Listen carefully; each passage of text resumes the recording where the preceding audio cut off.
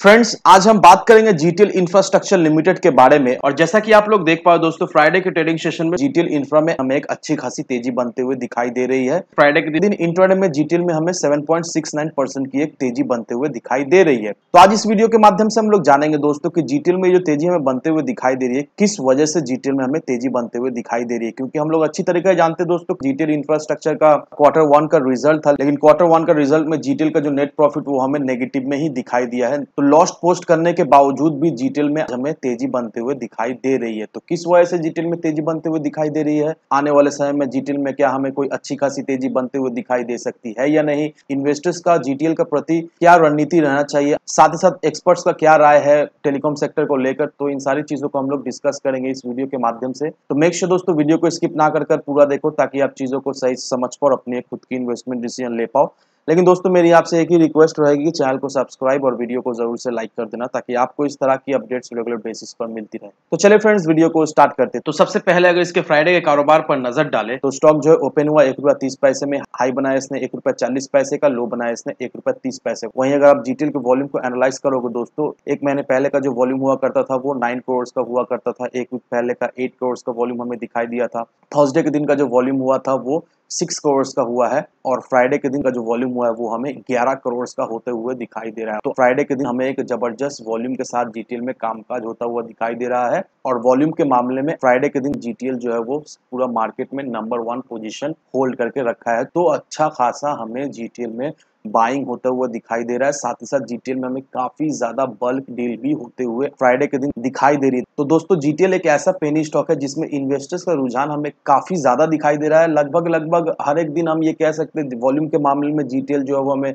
Number 1 position में रहता हुआ दिखाई देता है। कभी कभी ऐसा होता है कि जीटीएल हमें सेकंड पोजीशन या थर्ड पोजीशन में हमें दिखाई देता है, लेकिन मैक्सिमम टाइम जीटीएल वॉल्यूम के मामले में हमें फर्स्ट पोजीशन में रहता हुआ दिखाई देता है। तो इससे हम लोग एक चीज तो क्लियरली समझ पाते हैं कि इन्वेस्टर्स का रुझान जीटीएल में काफी ज्यादा हमें दिखाई दे रहा है। तो अब हमारा मन में ये सवाल है कि क्या आने वाले समय में जीटीएल में हमें तेजी बनते हुए दिखाई दे सकती है या नहीं, क्योंकि इस क्वार्टर में भी जीटीएल ने जो है वो लॉस पोस्ट किया है, लेकिन उसके बावजूद भी फ्राइडे के दिन जीटीएल में कोई भी भारी भरकम गिरावट होते हुए नहीं दिखाई दी है। फ्राइडे के दिन अच्छा खासा जीटीएल में हमें तेजी बनते हुए दिखाई दे रही है। तो दोस्तों अगर आप जीटीएल के क्वार्टरली रिजल्ट को देखोगे दोस्तों, तो यहाँ पर देखो दोस्तों मार्च 2022 तक, अभी फिलहाल देखो तो मार्च 2022 तक जो जीटीएल का सेल्स हुआ करता था वो 366 करोड़ का हुआ करता। तो सेल्स में अप्स डाउन हमें दिखाई दे रहा है, कोई भी कुछ खास हमें सेल्स में शार्प एक तेजी बनते हुए नहीं दिखाई दे रही। वहीं अगर आप एक्सपेंस को देखोगे जीटीएल का, तो 366 करोड़ के अगेंस्ट में 249 करोड़ का हमें एक्सपेंस होता हुआ दिखाई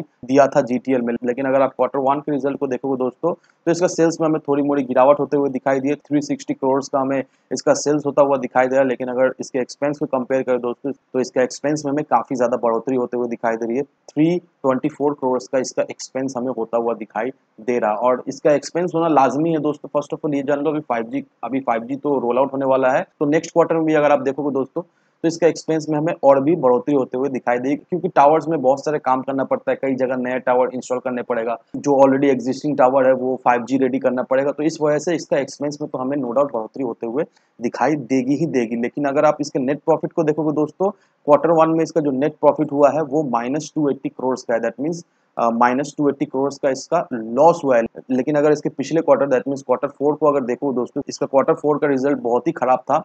-853 करोड़ का हमें इसका Q4 का नेट प्रॉफिट हमें दिखाई दिया है। तो देखा दोस्तों, क्वार्टर में इसमें हमें एक अच्छी खासी रिकवरी होते हुए दिखाई दे रही है। तो सबसे पहले ये जान लो दोस्तों कि जीटीएल में जो आज हमें तेजी बनते हुए दिखाई दी है, सिर्फ और सिर्फ इसी वजह से जीटीएल में हमें तेजी बनते हुए दिखाई दी है कि इन्वेस्टर्स को इसका क्वार्टरली रिजल्ट सही लगा है। इन्वेस्टर जो सोच रहे थे कि इसका क्वार्टरली रिजल्ट बहुत ज्यादा ही खराब आने वाला है, तो वैसा हुआ नहीं। इसका क्वार्टरली रिजल्ट में हमें एक अच्छा खासा इंप्रूवमेंट होता हुआ दिखाई दे रहा है, और इसी वजह से जीटीएल में हमें कोई कुछ शार्प गिरावट होते हुए नहीं दिखाई दे रही है। और आज के ट्रेडिंग सेशन में जीटीएल हमें ₹1.40 के लेवल में क्लोज होता हुआ भी दिखाई दिया है। तो अब रहा सवाल ये कि क्या जीटीएल ₹1.40 के लेवल को तोड़ सकता है या नहीं। तो आपको एक बात का ध्यान रखना है दोस्तों कि जीटीएल हमें ₹1.45 तक जाता हुआ दिखाई दिया। ₹1.45 के लेवल को जीटीएल जो है वो नहीं तोड़ पा रहा है। तो आपको एक चीज ध्यान रखना है दोस्तों कि ₹1.50 का ये एक बहुत ही इंपॉर्टेंट साइकोलॉजिकल रेजिस्टेंस लेवल है। अगर जीटीएल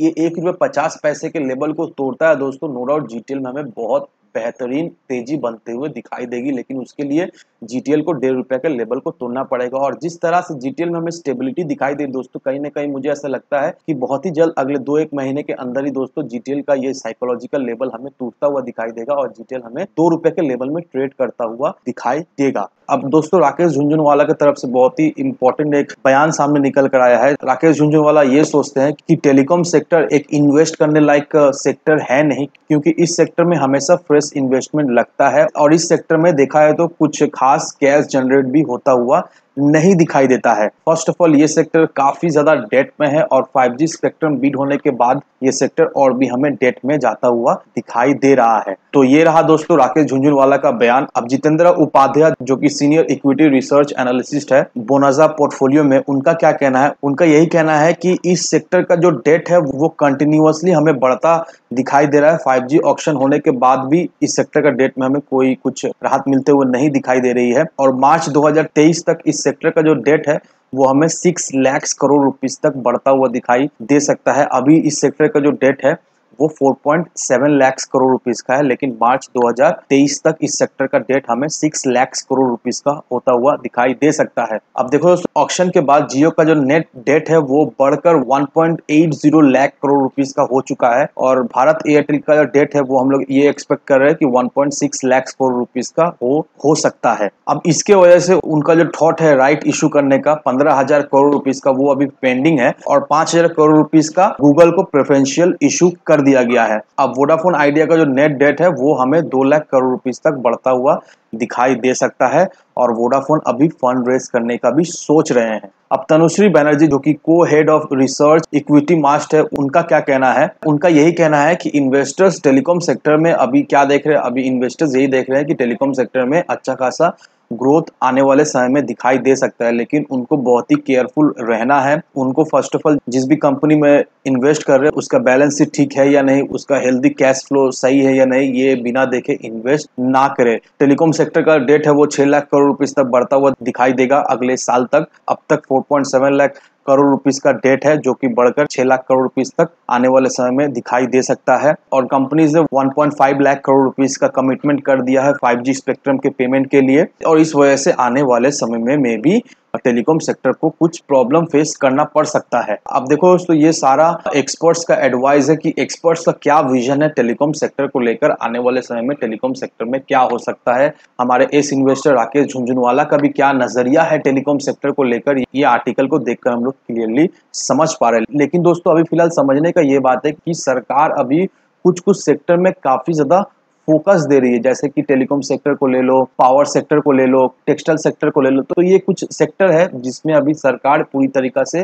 फोकस कर रही है। सरकार स्कीम्स ला रही है, पॉलिसीज ला रही है ताकि इस सेक्टर में आने वाले समय में एक अच्छी खासी ग्रोथ मिलता हुआ हमें दिखाई दे सके। और अगर आपको याद दोस्तों मैंने कुछ समय पहले एक वीडियो बनाया था, उसमें मैंने आपको बता दिया था कि सरकार एक पॉलिसी ड्राफ्ट कर रही है, उस पॉलिसी के माध्यम से इन सेक्टर कर्ज जो है वो माफ हो जाए। वो पॉलिसी अभी तक तो ड्राफ्ट हुआ नहीं है, वो अभी प्रोसेस में है, तो जैसे ही वो ड्राफ्ट हो जाएगा उसका जो भी अपडेट है मैं आपको बता दूंगा। लेकिन कहने का मतलब यही है दोस्तों कि एक्सपर्ट्स चाहे जो भी कहे, हम लोग सभी अच्छी तरह जानते हैं दोस्तों कि आने वाले समय 5G का है, 5G फिर 6G, अभी गवर्नमेंट भी 6G के ऊपर पूरी तरीका से फोकस किया है ताकि इंडिया पहला कंट्री हो जो 6G इंट्रोड्यूस करे, तो इसके पीछे भी गवर्नमेंट पूरी तरीके से काम करे। तो नो डाउट दोस्तों आने वाले समय में टेलीकॉम सेक्टर में हमें तो एक अच्छा खासा बूम मिलता हुआ दिखाई देगा। और रही बात जीटीएल की दोस्तों, फर्स्ट ऑफ ऑल आपको ये जान के रखना है कि जीटीएल बहुत ही एक हाई रिस्क स्टॉक है, इसका बैलेंस शीट भी कुछ खास नहीं है। तो अगर आप सोच रहे हो जीटीएल में इन्वेस्ट करने का तो मेक श्योर दोस्तों लिमिटेड क्वांटिटी में ही इन्वेस्ट करें। ऐसा नहीं है कि 1 लाख 1.5 लाख 50,000 लगा दिए, राम भरोसे छोड़ दिए। नहीं दोस्तों, ऐसा आपको बिल्कुल नहीं करना है। अगर आप ऐसा करते हो दोस्तों आप मुंह के बल गिर सकते हो। तो मेक श्योर दोस्तों लिमिटेड क्वांटिटी में इन्वेस्ट करें, इतना इन्वेस्ट करें ताकि अगर आपको लॉस हो तो आपको कोई गम ना रहे कि आपने पैसा गवा दिया है। इस तरह का जीटीएल में इन्वेस्ट करो। अच्छे पेनी स्टॉक भी आपको बहुत सारे मिल जाएंगे। अगर आपको रियली में पेनी स्टॉक में ही इन्वेस्ट करना है टेलीकॉम सेक्टर का ही, तो और भी कई सारे पेनी स्टॉक है, उसे आप प्रेफर करें। लेकिन अगर आप जीटीएल को प्रेफर कर रहे हैं तो लिमिटेड क्वांटिटी के अलावा आप जीटीएल में इन्वेस्ट ना करें। तो इन सारे फैक्टर को कंसीडर करो, उसके बाद ही आप इन्वेस्टमेंट डिसीजन लो। लेकिन दोस्तों मेरी आपसे एक ही विनती रहेगी कि विदाउट एनी डिटेल रिसर्च के बिना कहीं पर भी इन्वेस्टमेंट ना करें। वीडियो अगर आपको पसंद आए तो लाइक से सब्सक्राइब जरूर करना। तो चलिए फ्रेंड्स, मिलते हैं हम अगले वीडियो में।